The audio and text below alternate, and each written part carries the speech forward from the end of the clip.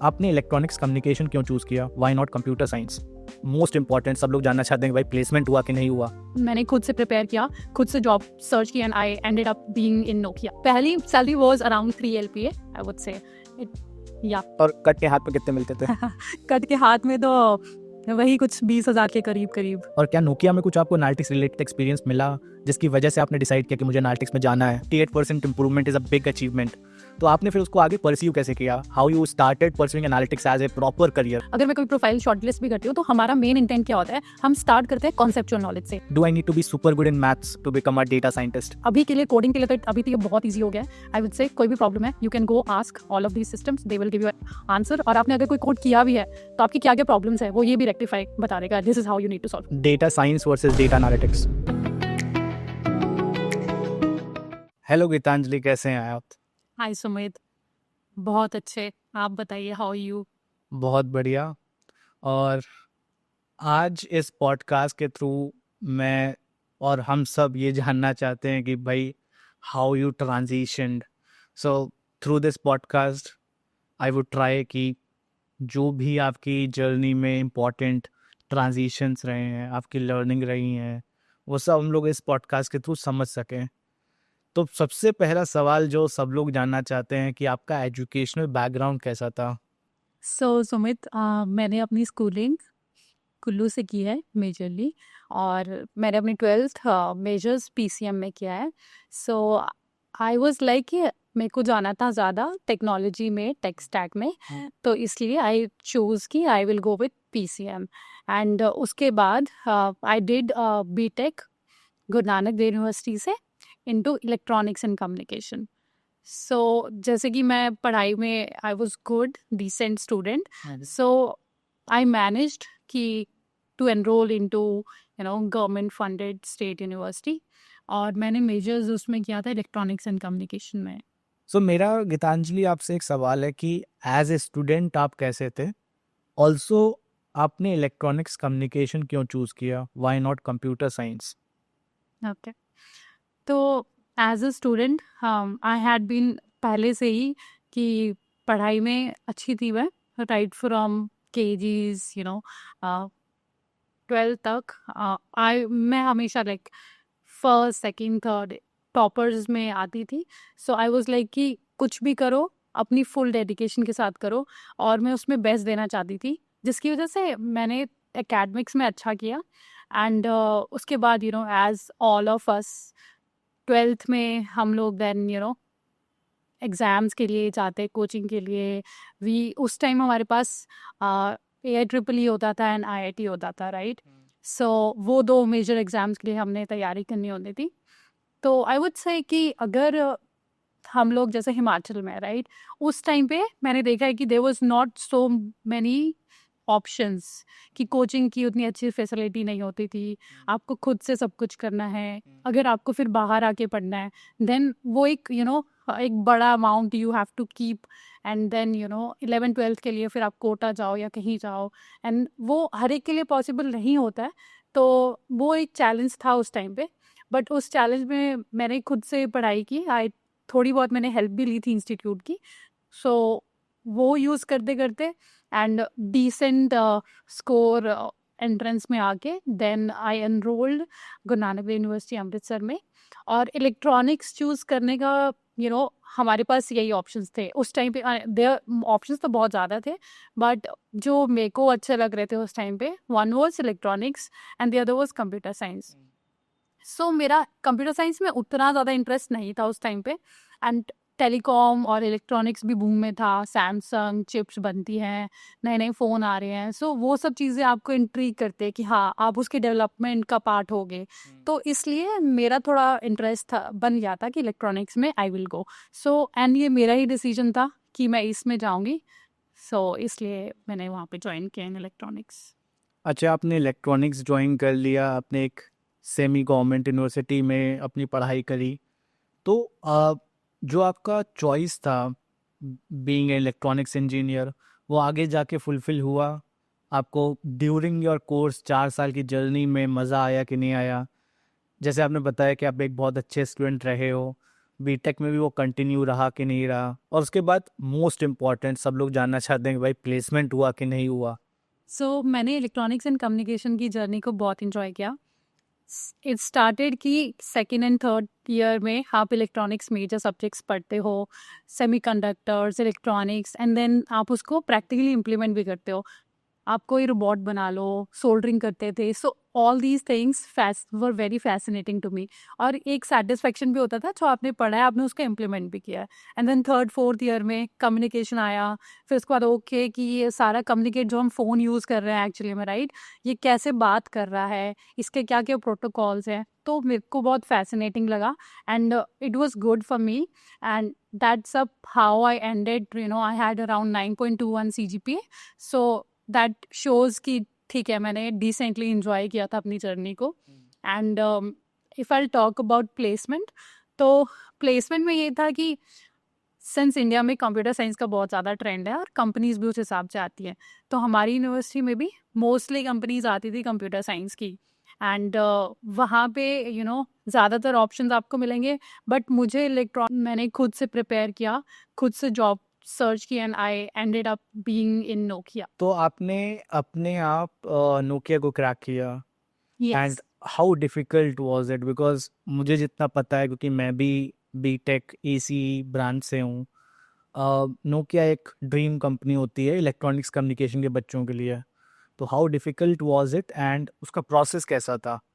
Okay, या सो आई Nokia में like it is, I would से, more than moderate difficulty, high, near to high difficulty, because competition बहुत ज़्यादा है and the jobs are very less।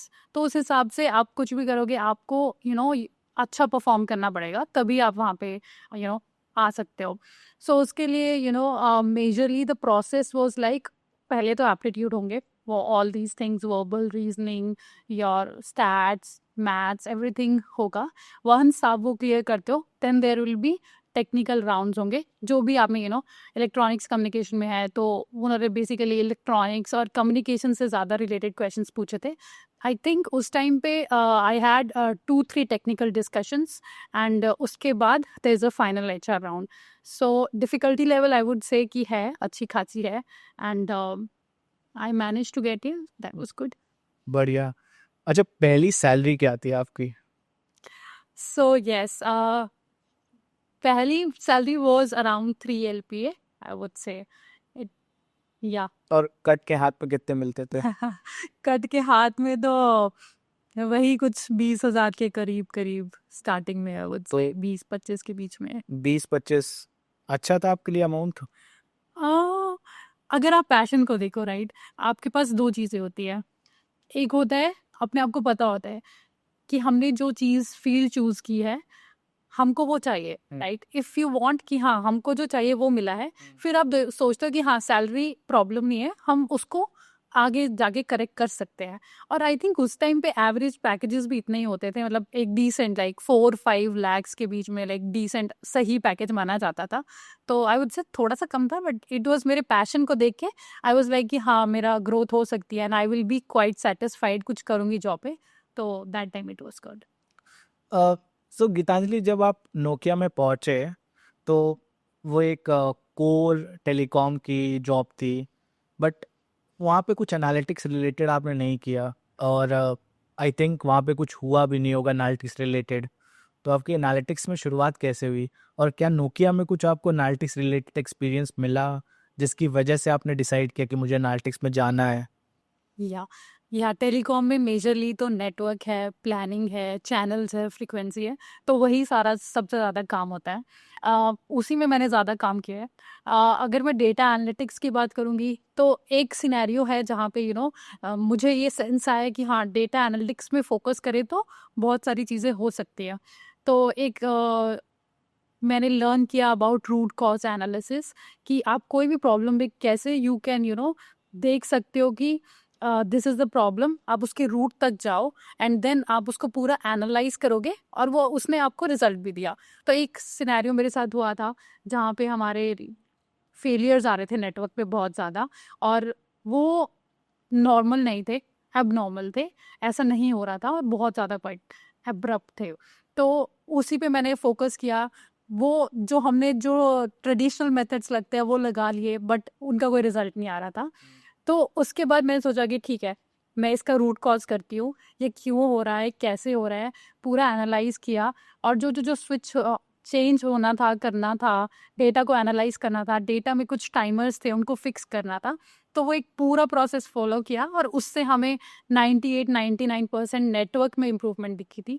तो जब मैंने वो चीज़ देखी तो तब मुझे एकदम ऐसे फील हुआ कि हाँ, रूट कॉज एनालिसिस या डेटा एनालिसिस या एनालिसिस का एक बहुत ही ज़्यादा इम्पोर्टेंट फैक्टर है एक। तो यही था वन ऑफ द सिनेरियो जहाँ पे मुझे इसकी इम्पोर्टेंस फील हुई। Okay great. तो जब आपने समझ लिया कि यार एनालिटिक्स का कितना इम्पैक्ट इम्पैक्ट क्रिएट कर सकते हैं, because 98% improvement is a big achievement, तो आपने फिर उसको आगे परस्यू कैसे किया? How you started pursuing analytics as a proper career? या या जब मुझे ये समझ आया लाइव प्रैक्टिकली, तो मेरा थोड़ा इंटरेस्ट बिल्ड हुआ कि हाँ, इसके अलग अलग डायमेंशंस हो सकते हैं, डोमेन्स हो सकते हैं, एक्सपर्टीज में जाके यूज़ किया जा सकता है। तो दैट वाज द टाइम। और हमने बहुत सारे बज़वर्ड सुने थे, data analytics, data science, machine learning. तो वो सब चीज़ें ना एक कोरिलेट होने लगी।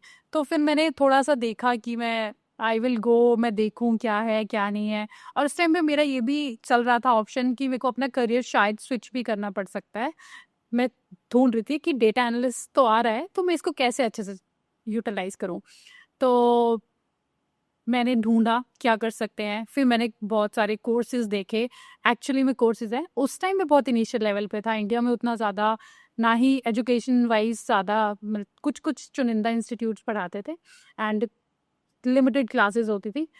मतलब मुझे तो बस इसका प्रैक्टिकली इम्प्लीमेंट दिखा, तो मैंने इसके बाद में मैं सोचा एंड आई थॉट कि मैं इसमें एनरोल कर सकती हूँ। सो this is how it started.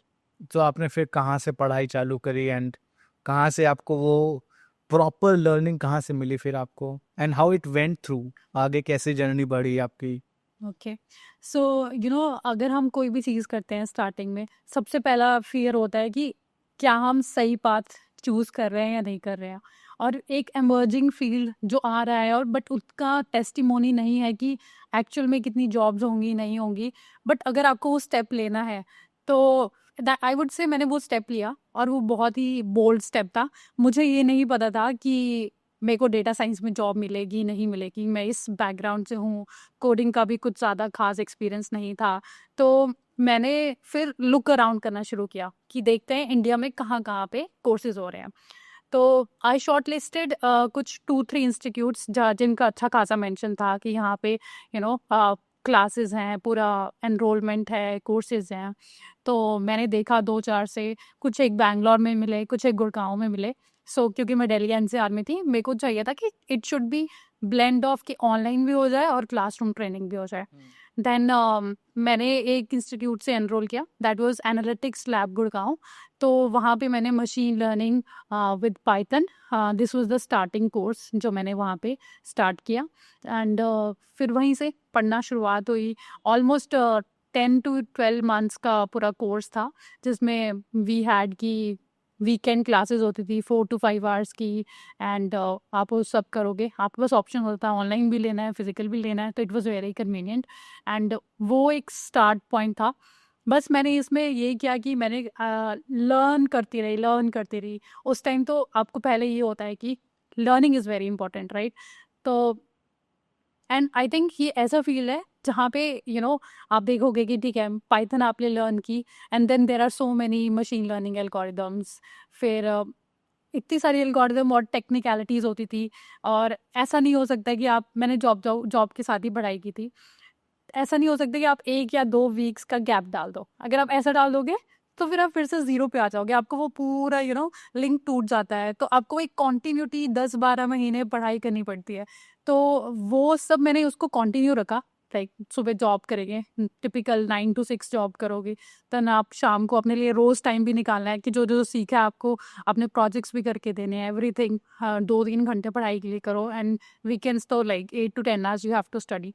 तो वो एक प्रोसेस था। I enjoy that learning. And that institute was also very good. उन्होंने अच्छी अच्छी नॉलेज दी हमें, एंड इट वाज कि केपस्टोन प्रोजेक्ट्स करवाए थे कि ये प्रॉब्लम स्टेटमेंट है, आपको इसका सोल्यूशन निकालना है। तो 8 से 10 ऐसे प्रोजेक्ट्स हमने काम किया, तो एक अच्छा खासा प्रैक्टिकल टेक्निकल एक्सपोजर हो गया था। ग्रेट। अच्छा, एक बात बताइए कि जैसे आपने बताया कि आपने पढ़ाई पे फोकस किया, और मुझे आजकल क्या दिखता है कि जो भी स्टूडेंट एनालिटिक्स या फिर डेटा एनालिटिक्स या फिर डेटा साइंस में आना चाहते हैं, वो आउटकम बेसिस में पढ़ाई करते हैं। और आपने जैसे मेंशन किया, आपने पढ़ाई की क्योंकि आपको कोर तक पढ़ना था, आपसे पढ़ते रहे। लेकिन आजकल क्या होता है, आज मैंने एनरोल किया कोर्स में और कल मुझे प्लेसमेंट चाहिए, which is not possible.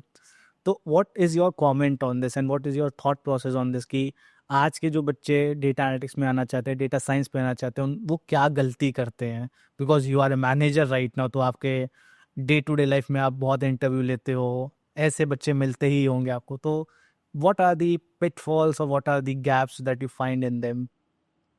Okay, so I would say कि अगर आप कोई भी चीज़ या आप पैशन फॉलो करते हो, रिसर्च करना इज़ वेरी इंपॉर्टेंट। अगर आप किसी भी डोमेन में जा रहे हो, कोई करियर पाथ ले रहे हो, आप उसके पहले अच्छे से रिसर्च कर लो, और आपको पता लगेगा कि हाँ, what is the market scope, और कितना सारा मार्केट है, कितनी जॉब्स अवेलेबल हैं, और हमको मिल भी पाएंगी नहीं मिल पाएंगी।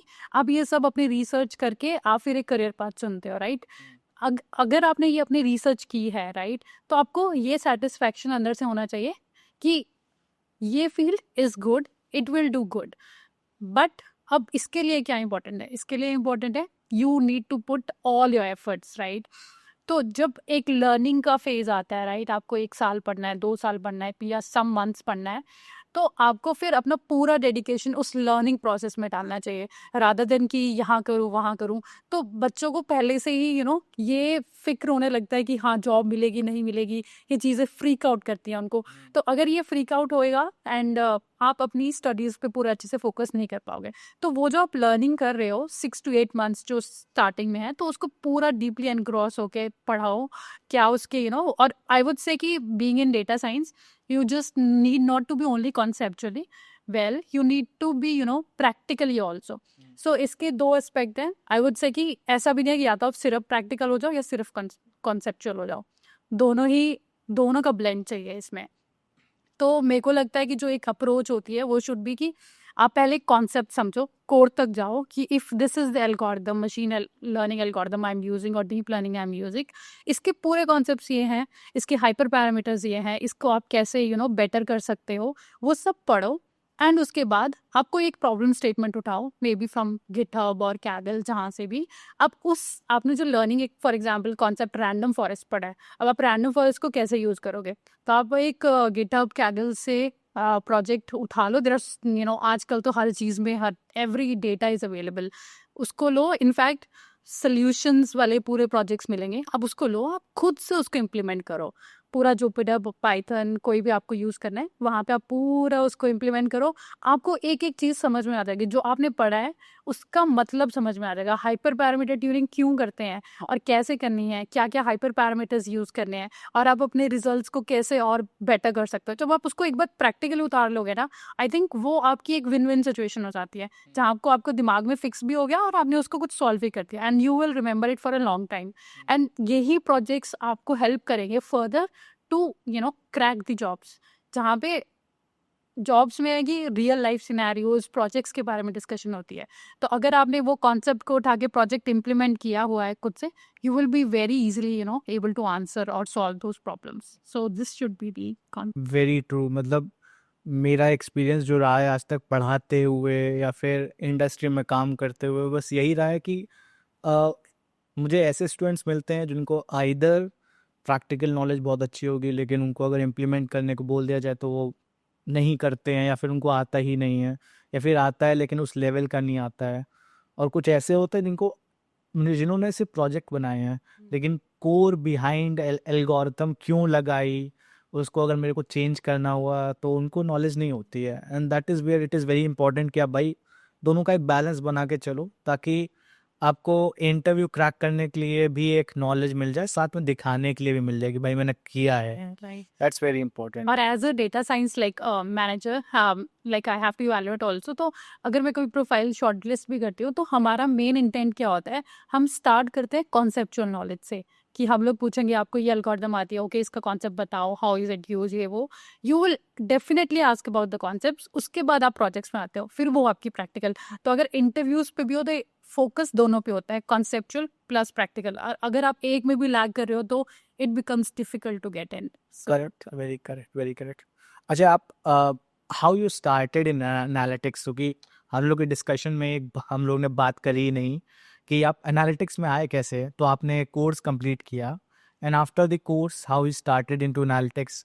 फिर क्या क्या डिफिकल्टीज फेस करी आपने? पहली कंपनी आपकी कौन सी थी जिसमें आपने actual as a data analyst या फिर डेटा साइंटिस्ट स्टार्ट किया था? okay. So, या मैंने जब ये पढ़ाई स्टार्ट की, मैंने कोर्सेज लिए।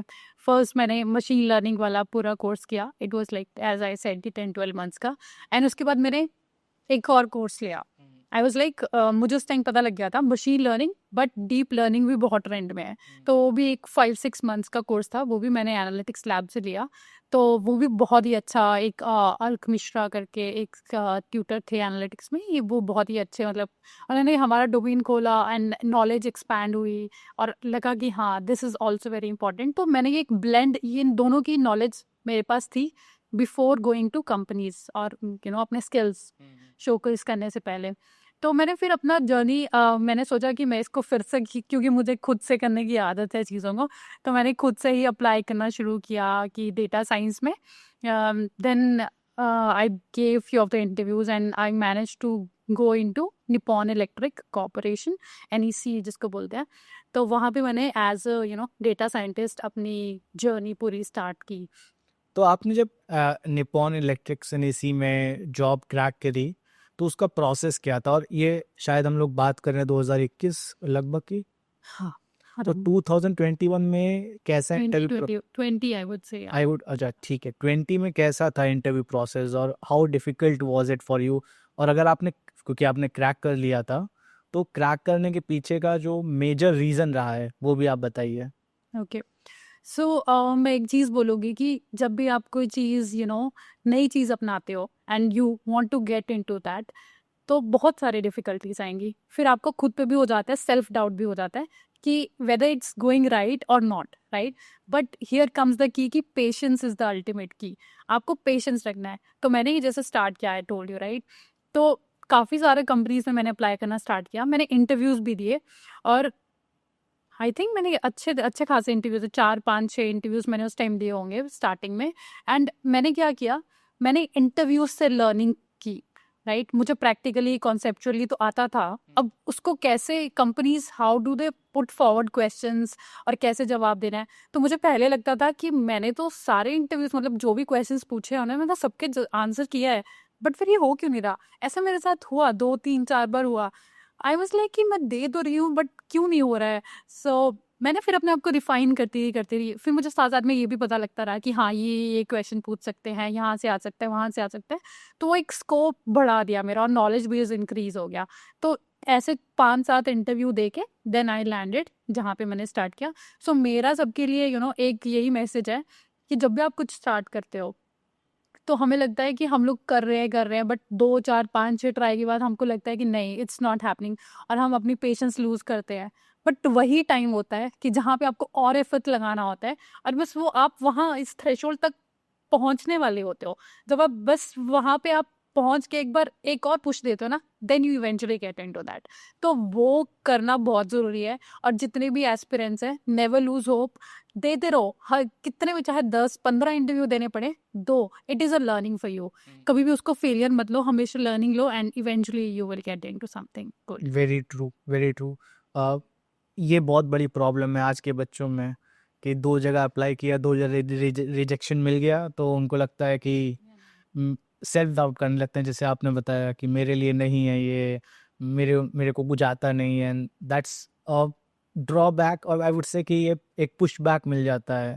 एंड दैट्स वेरी इंपॉर्टेंट कि आपको हमेशा मोटिवेटेड रहना है, because rejection is the part of the process. बहुत रिजेक्शन मिलेंगे। जैसे आपने भी 100 जगह अप्लाई किया होगा, उसमें से 10 जगह फ़िल्टर हुए, 10 इंटरव्यू दिया आपने, उसकी जगह उसमें आप एक जगह सिलेक्ट हुए। That's how the funnel works. बहुत जगह अप्लाई करना पड़ता है, वेरी ट्रू। तो आपने निप्पॉन इंडिया में काम किया, सॉरी निप्पॉन इलेक्ट्रिक्स में काम किया, and then how you as a data scientist, I think, right? So you started as a data scientist in Nippon Electrics, and then उसके बाद कैसे आपकी जर्नी जर्नी रही, कैसे आपने अपने आप को ग्रोथ में फेज में डाला, नेक्स्ट कंपनी क्या थी, उसका इंटरव्यू प्रोसेस क्या था? Okay. So yeah, that was the main कि जहाँ पे मैं एक practically working as a data scientist only। अभी तक तो सारी knowledge थी मेरे पास, अब उसको था कि आप मार्केट में उसको कैसे यूज़ कर रहे हो।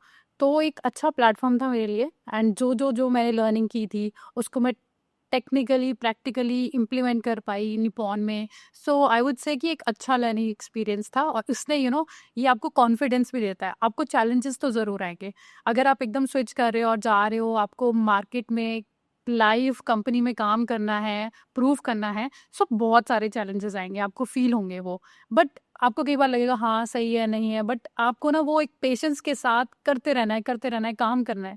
तो वो एक लर्निंग होती है। तो पहले 1-2 कंपनियाँ तो फिर आपकी लर्निंग प्रोसेस में जाती हैं। तो आई वुड से कि मैंने अच्छा खासा लर्न किया उस टाइम पीरियड में, एंड उसके बाद मैंने स्विच किया था एक्सेंचर में as a data scientist only. So process is again the same, right? सबसे पहले आपके टेक्निकल क्वालिटी चेक करेंगे कि how technically good you are. So for that कुछ कुछ तो पाइथन कोडिंग राउंड्स होते हैं, test, like they will give you some questions you have to solve. उसके साथ साथ कॉन्सेप्चुअली दे विल आस्क कि हाँ मशीन लर्निंग ये एल्गोरिदम है, वो हाँ इसका क्या कॉन्सेप्ट्स हैं, डीप लर्निंग के इसके क्या कॉन्सेप्ट हैं, all conceptual questions they will ask. If you get through that, first round is done, then there is a second round, वो आपका थोड़ा मैनेजरल राउंड हो जाता है। उसमें वो आपको सिनेरियो बेस्ड क्वेश्चंस देंगे कि this is the problem statement, now you tell कि आप इस प्रॉब्लम को कैसे सॉल्व करोगे। सो उसी में डेटा भी आपको खुद ही एट्रीब्यूट्स सेलेक्ट करने कि these are the attributes I will be selecting इस प्रॉब्लम को सॉल्व करने के लिए।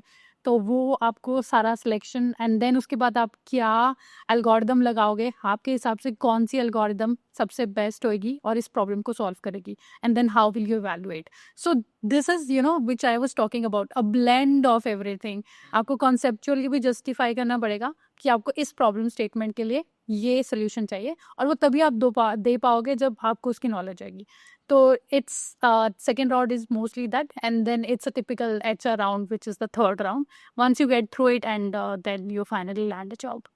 So this was the process with me also. सो गीतांजलि, जब आप निपॉन इलेक्ट्रिक्स में थे, तो I think it is a product company, and then you shifted to Accenture which is a service company. तो कैसा शिफ्ट मिला आपको? आपका स्कोप इंक्रीज हुआ कि डिक्रीज हुआ? बिकॉज लोगों को लगता है यार कि मुझे प्रोडक्ट में ही रहना है, मुझे सर्विस में नहीं जाना है। लेकिन मुझे क्या लगता है कि एज ए डेटा साइंटिस्ट, ये मेरा पर्सनल एक्सपीरियंस भी रहा है, as a data scientist if you are in a service based company, आपकी लर्निंग, आपका experience, it's unmatched, because the type of problem, the type of exposure you get, it's very different in the service companies. और जो pressure होता है वो भी बहुत different होता है, टाइमलाइंस और कॉल्स और so many things are different in a service company. तो आपका एक्सपीरियंस क्या रहा है इसमें? Also what is your suggestion to the students जो कि इस पर्टिकुलर कश्मकश में है कि मुझे प्रोडक्ट में जाना है, प्रोडक्ट में जाना है, मुझे सर्विस में नहीं जाना है? ओके। सो जैसे बोलते हैं ना, आप किसी भी चीज़ में जाओ उसका कुछ ना कुछ पॉजिटिव इम्पैक्ट तो होता ही है, एज यू राइटली सेड। तो मैंने प्रोडक्ट बेस से स्टार्ट किया। सो प्रोडक्ट बेस में आपको होता है कि आपको कुछ डिलीवरी टाइम या टाइम पे डिलीवर करना, ये कुछ आपके गोल्स नहीं होते हैं, मतलब होंगे, बट आप काम करते हो फॉर अ कंपनी, आप कोई प्रोडक्ट डेवलप कर रहे हो, राइट? एंड उसका थोड़ा सा टाइम लाइन होगा, थोड़ा बहुत एक्सपैंड भी हो गया, बट होते हैं, स्ट्रिक्ट होते हैं, बट ये है कि आप within company you are providing solution. तो ये होता है कि उस हिसाब से एनवायरनमेंट थोड़ा सा कूल डाउन रहता है, राइट? कि आपको टाइमली डिलीवर नहीं करना है, बट ये ऑब्वियसली आपको नॉलेज आपकी अच्छी होनी चाहिए, लर्निंग्स, और जो आप इम्प्लीमेंट कर रहे हो दैट शुड बी गुड, और वो अच्छी एक प्रोडक्ट निकल के आए. So that is one thing about the product. But I would say कि सर्विस बेस्ड में there are lot of learnings. Product service based में क्या होगा कि सबसे पहले चीज़ है कि you have to provide services to your clients ना. तो किसी भी सर्विस बेस्ड कंपनी में उनके पास एन नंबर ऑफ क्लाइंट्स होंगे, एंड वो उनका रेवेन्यू स्ट्रक्चर ही वही है, राइट. सर्विस कंपनीज के थ्रू ही वो अपना रेवेन्यू मॉडल जनरेट करते हैं. तो इसमें क्या है कि you always have to be on your toes, right. कि ओके, अभी मैंने एक क्लाइंट के लिए काम किया है, now I am aligned for this client for just 6 months. तो मुझे नेक्स्ट क्लाइंट भी आएगा, और नेक्स्ट क्लाइंट के लिए आपको फिर से अपने आप को, यहाँ क्या होता है कि आपका एक जो रिज्यूमे और इंटरव्यू प्रोसेस है ना, वो चलता रहता है. तो अगर आपने एक क्लाइंट के लिए काम किया, that's done, you got the feedback, you did well everything. But 6 महीने बाद फिर से टाइम आएगा, आपको फिर से आपका रिज्यूमे किसी और क्लाइंट को होगा, आपके फिर से उस क्लाइंट के साथ डिस्कशन होगी, आपके interview, like it will be a kind of interview round. So क्या है ना, इसमें आप अपने आप को चेक कर सकते हो एवरी 5-6 months में, और आपको क्लाइंट के साथ कैसे इंटरेक्ट करना है, what are the things, how to sell your product, how to influence the client, और उसी क्लाइंट पे आपको रिटेन भी कैसे रहना है या फिर एक्सटेंड कैसे कराना है, how to create more jobs and more profiles with that client. So ये सब चीज़ें आप लर्न करते हो. I think knowledge is good, technical knowledge is good, but उसके साथ साथ business knowledge is very important. और ये जितनी भी बिजनेस नॉलेज है, ये आई थिंक ये ज़्यादातर सर्विस बेस्ड कंपनीज के साथ अगर आप एसोसिएट हो गए ना, आपको ये बहुत अच्छे से आएंगी. कर तो this is the main, I would से.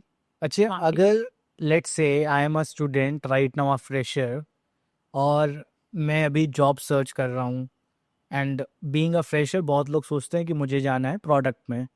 आपका सजेशन क्या रहेगा as a student? Should I start from a service based company और should I start from a product based company? So I would say कि स्टार्टिंग में अगर किसी को चूज़ करना है वेदर प्रोडक्ट और सर्विस, तो मेरे एक्सपीरियंस के अकॉर्डिंगली आई वुड से कि try for service based company, because service base में एक स्ट्रिक्ट और एनवायरनमेंट रहता है, राइट. उसमें आपको you have to deal with clients, you have so many domains, right, be it manufacturing, insurance, automobiles. तो ये सब डोमेन्स होती हैं, और एक स्ट्रिक्ट टाइमलाइन में भी काम करना आपको आ जाता है.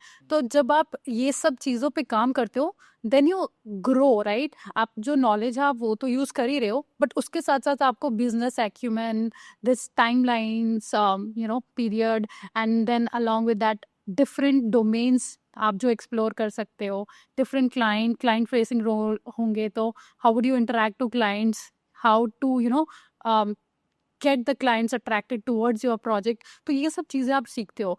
जब आप इतना सारा सीख लोगे, इतने अलग अलग डोमेन्स की नॉलेज हो जाएगी आपको, then you can choose, okay I find कि automobile is very interesting for me, या I want to go to insurance domain.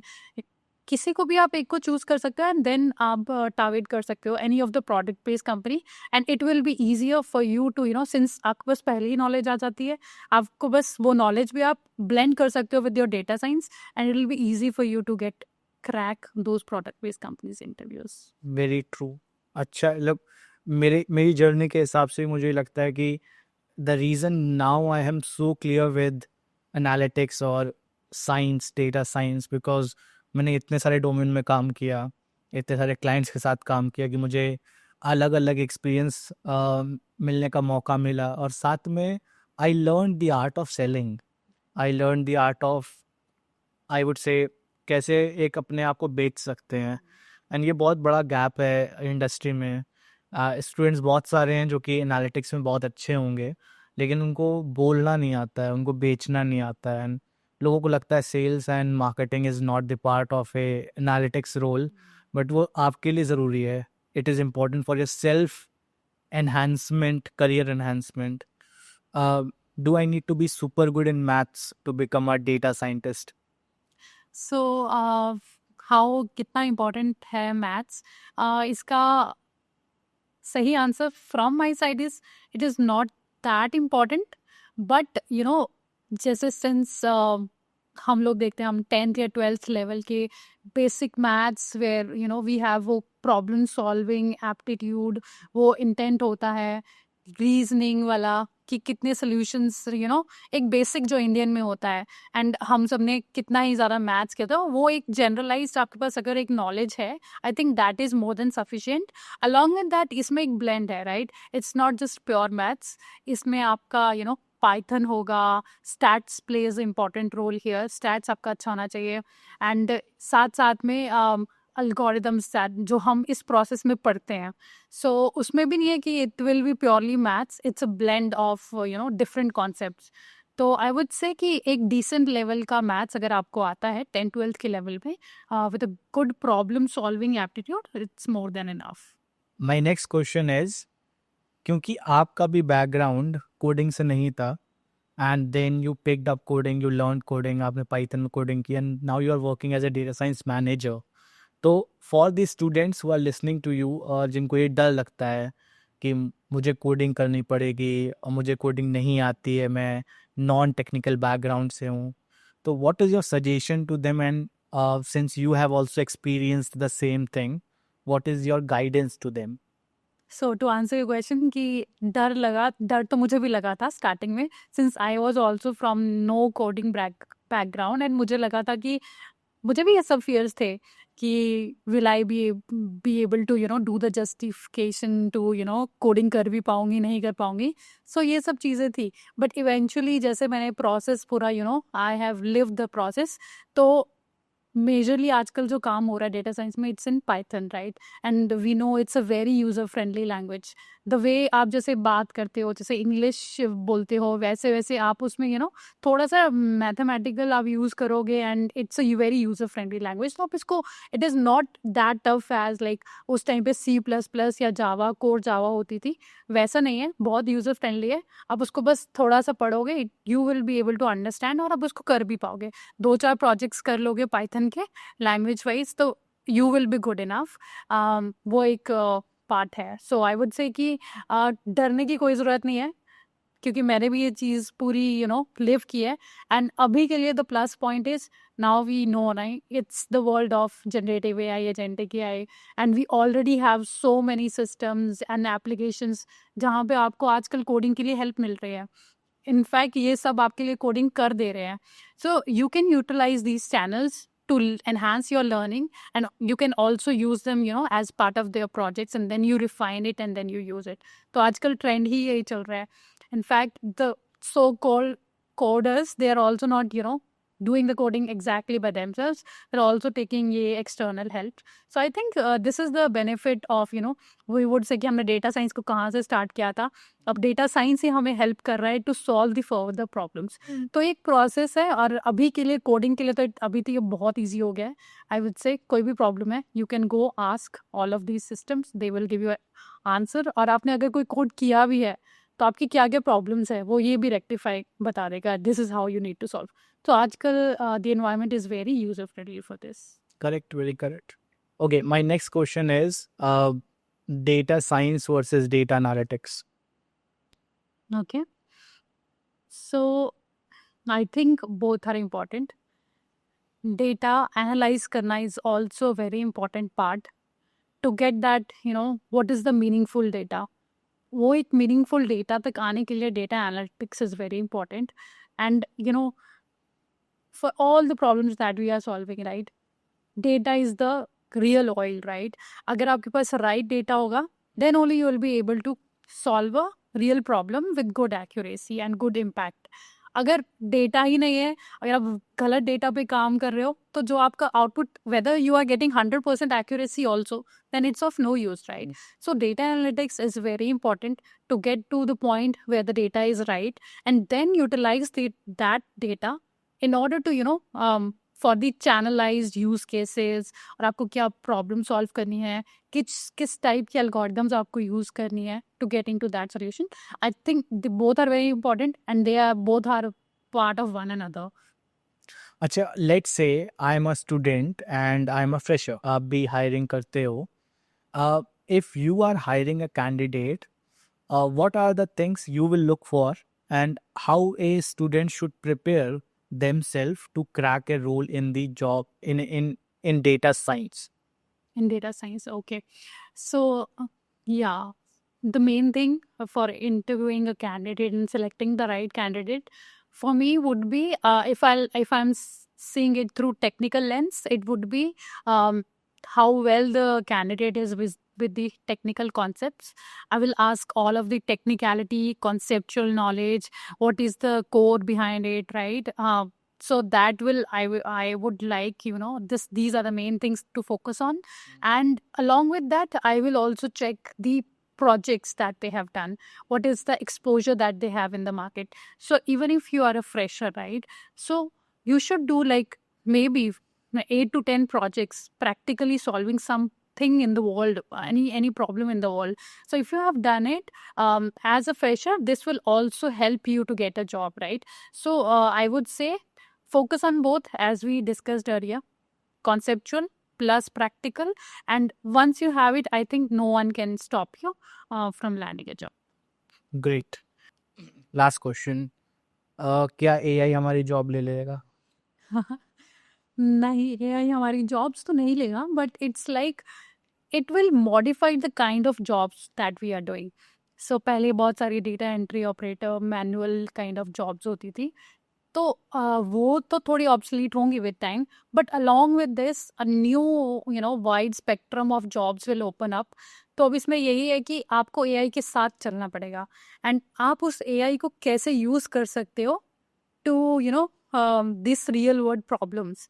तो अगर आपके पास राइट एप्टीट्यूड है, अगर आपको लग रहा है कि हाँ अभी क्या होगा कि n numbers of we have problems, right, in coming 5 to 10 years, all these problems will be solved, right, by someone or the other.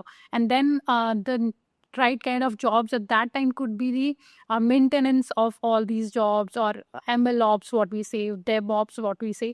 तो आप उसको कैसे डिप्लॉय करोगे, आप उसको कैसे मेंटेन करोगे, बिकॉज हमारे पास ऑलरेडी सिस्टम्स डेवलप्ड है, एल्गोरिथम्स डेवलप्ड है। सो इस तरह से हमारी जो रोल्स हैं वो एनहांस होते रहेंगे। ऐसा नहीं है कि हमारे पास जॉब्स नहीं रहेंगी, हमारी जॉब्स नहीं लेगा, बट आपके काम करने का तरीका, सोचने का, आपके स्किल सेट वो चेंज होता रहेगा। और the one who can cope up with this, I think sky is the limit for them.